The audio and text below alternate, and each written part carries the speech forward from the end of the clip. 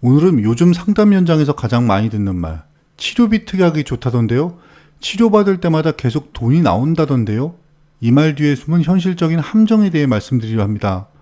많은 분들이 항암 치료 특약을 들으면서 이렇게 생각합니다. 치료를 받을 때마다 돈이 나오니 든든하다. 그런데 현실은 이 생각과 전혀 다릅니다.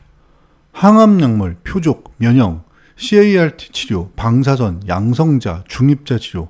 말로는 화려하지만 실제 병원에서는 대기 시간이 수개월에서 1에서 1, 2년 이상 걸리는 경우도 많습니다.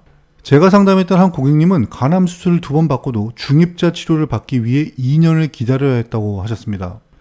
그동안은 아무 치료도 못하고 시간만 흐릅니다. 그때 치료비 특약에서 나오는 돈은 어디 있습니까? 아무 의미가 없습니다.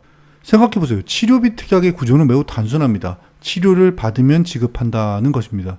그런데 치료를 받기까지 대기 시간이 길어지거나 치료를 받지 못하는 상황이 생기면 어떨까요? 보험금은 한 푼도 나오지 않습니다. 그리고 중요한 사실 하나, 치료비는 대부분 내가 먼저 병원에 선납하고 그 다음 보험금으로 사후 청구하는 방식입니다. 즉 치료비 특약이 있다고 해서 보험금 받고 치료 시작한다는 건 완전한 착각입니다. 또 하나 현실적인 문제는 병원에서 치료 자체를 거부하는 경우입니다. 예를 들어 항암제가 효과가 없거나 신체 조건이 맞지 않아 치료 대상에서 제외되면 아무리 좋은 특약을 가지고 있어도 보험금은 지급되지 않습니다. 다시 말해 치료를 받아야 돈을 받는데 치료를 못 받으면 받을 돈도 없다는 구조라는 뜻입니다.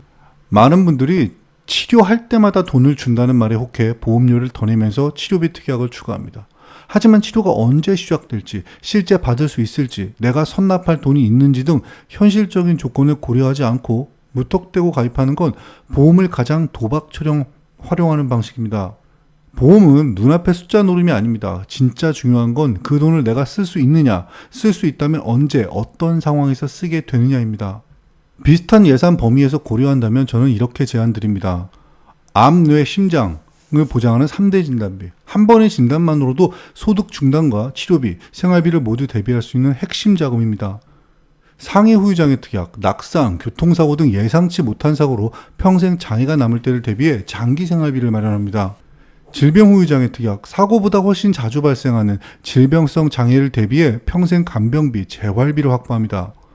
그리고 종신보험 사망보장, 치료비보다 훨씬 큰 리스크인 소득 단절과 가족 생계 문제를 직접 해결합니다. 이 보장들은 치료를 받을 수 있는지, 대기기간이 얼마나 될지, 비급여 여부를 따질 필요 없이 불법적으로 보험금을 청구하는 게 아니라면 위험이 발생한 순간 바로 지급됩니다. 그리고 단순한 치료비가 아닌 가정 전체의 경제를 지키는 구조를 만들어줍니다. 결국 보험은 눈앞의 치료비 경쟁이 아니라 한 번의 질병, 사고, 사망에도 가정이 무너지지 않는 구조를 설계하는 일입니다. 그 기준으로 비교해보면 어떤 보장이 진짜 필요한지 스스로 느낄 수 있을 것입니다.